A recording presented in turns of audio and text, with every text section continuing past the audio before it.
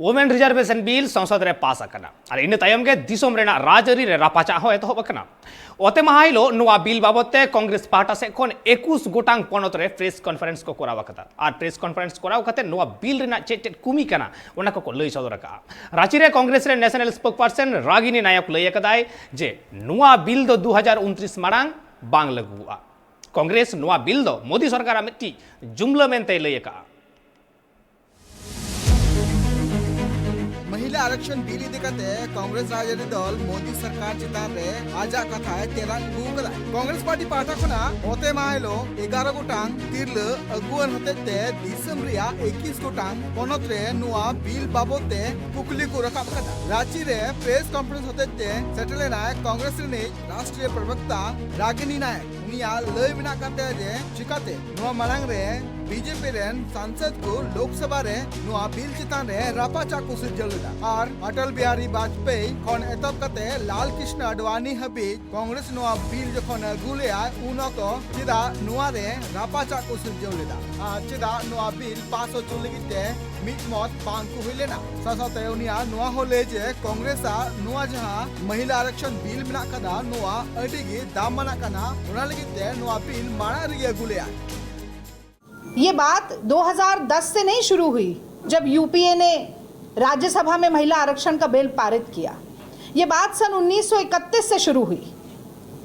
कराची अधिवेशन था, गांधी और नेहरू ने मिलकर एक रेजोल्यूशन पास किया जो दुनिया में पहली बार हुआ कि देश की आजादी के साथ साथ पुरुष के साथ महिला खड़ी होगी, समान मताधिकार दोनों को मिलेगा। यूनिवर्सल एडल्ट फ्रेंचाइज, आप अमेरिका की बात करें, आप फ्रांस की बात करें, आप लंदन की बात करें, दशकों तक महिलाओं को यातना झेलनी पड़ी, प्रताड़ना झेलनी पड़ी, जेल की हवा खानी पड़ी सिर्फ एक वोट के अधिकार के लिए। और हमारे देश के निर्माताओं ने यूनिवर्सल एडल्ट फ्रेंचाइज इस देश को दिया। वो पंडित नेहरू की सोच थी, वो गांधी जी की सोच थी।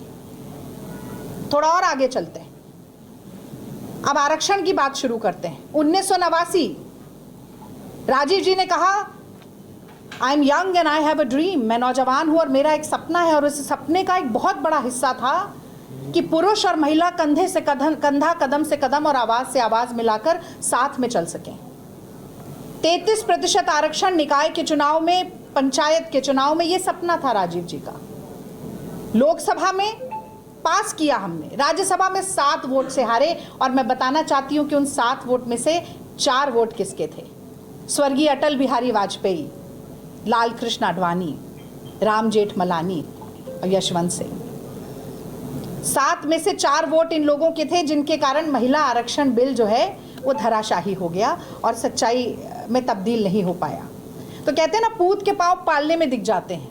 महिलाओं को लेकर नीति नियत संघ की, भाजपा की क्या है, ये बहुत पहले से प्रदर्शित हो रही है। और वो इसलिए भी क्योंकि जनक तो संघ ही है ना, महिला विरोधी। एक सरसंचालक महिला ना बनी और मैं विश्वास के साथ कह सकती हूँ कभी बनेगी भी नहीं। और आगे आते हैं 1992 में कांग्रेस की सरकार, 73rd, 74th, 73वां और 74वां संवैधानिक संशोधन होता है। 33% आरक्षण महिलाओं को मिलता है, सच्चाई यथार्थ बनता है, हम क्रियान्वित करके दिखाते हैं। और उसका फल क्या है, आज उसका नतीजा क्या है? 33% से बढ़कर आज देश में 40% महिलाएं हैं पंचायत और निकाय में जो जीत कर आती हैं।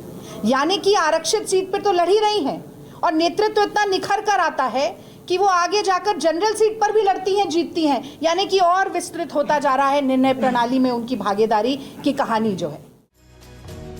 रांची रिया कांग्रेस भवन रे हुइलेन कांग्रेस नुआ प्रेस कॉन्फ्रेंस होते रागिनी नायक लय किदा जे नुआ बिल दो मोदी सरकार मिटांग जुमला कना जहां दो 2039 हबिते लगू हुई दाड़िया। कांग्रेस पार्टी खुना नुआ बिल लगू लगी और जनगणना परिसीमान जहां अनरे मिना कदा ओना लगू रिया दबी रकाब कना। आज निकाय में और पंचायतों में प्रतिनिधित्व करने के लायक बनी है, अपने पैरों पर खड़ी है।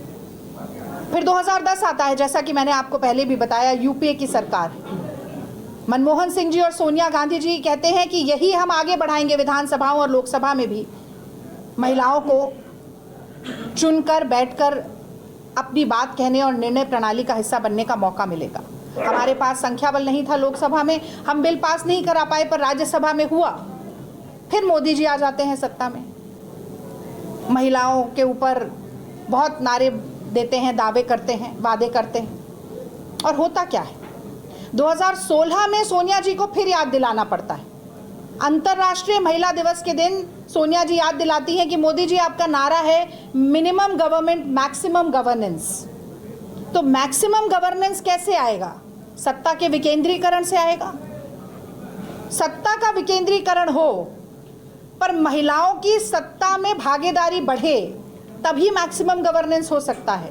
तो आप क्यों अपना वादा पूरा नहीं कर रहे? 2014 के मैनिफेस्टो में पहले पन्ने पर महिला आरक्षण का वादा मोदी जी ने किया था, लेकिन कोई जवाब नहीं मिलता है। 2017 में चिट्ठी लिखती है सोनिया गांधी जी और कहती है कि आप इतना प्रचंड बहुमत आपको जनता ने दिया, क्यों?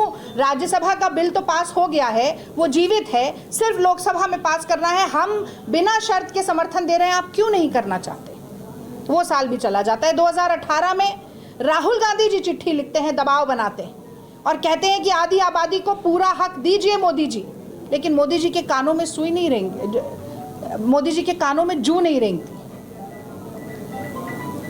तो आज जो बड़ा प्रश्न मैं पूछना चाहती हूं वो ये है कि अगर पिछले 8-9 साल से महिला आरक्षण पर एक शब्द आपने नहीं बोला, जो आपका खुद चुनावी वादा था, और अब आप एक ऐसा बिल लेकर आए हैं जो कि अगले 16 साल तक क्रियान्वित ही नहीं हो सकता, तो ये विशेष सत्र बुलाने की क्या आवश्यकता थी? ये विशेष सत्र क्यों बुलाया गया और इतनी आपाधापी में एक ऐसा बिल क्यों पास किया गया जो 16 साल बाद के लिए टाल दिया है आपने? इसका केवल एक ही जवाब है, और वो जवाब ये है मेरे मीडिया के प्रेस के साथियों, कि अपनी चुनावी हार को मुंह बाए खड़ा हुआ देखकर देश के 50% जनसंख्या को लुभाने का काम मोदी जी कर रहे हैं। ये झुंझुना महिलाओं को इसलिए पकड़ाया जा रहा है कि जैसे डूबते को तिनके का सहारा है, वैसे मोदी जी को कहीं ना कहीं महिला आरक्षण का सहारा या महिलाओं का थोड़ा बहुत सहारा मिल जाए तो डूबती नैया शायद पार लग जाएगी। कांग्रेस प्रेस कॉन्फ्रेंस होते रागिनी नायक उना कुकली खने सहाय नाय जहां रे उनी लय तहकान ते जे यूपीए सरकार रे महिला आरक्षण बिल लोकसभा रे चिदा बांग पास लेना नित जहां महिला आरक्षण बिल नित पास कना नोआ पास इदी कते दिसम रिया राजर रे नित रापाचा एतोप कना जहां रे सानाम दल रेनगी अगुवन को नोआ बिल इदी कते आकु लेकाते आकुआ कथा को दोहय कना। रांची खना सुरेंद्र सोनेना रिपोर्ट ट्राइब टीवी।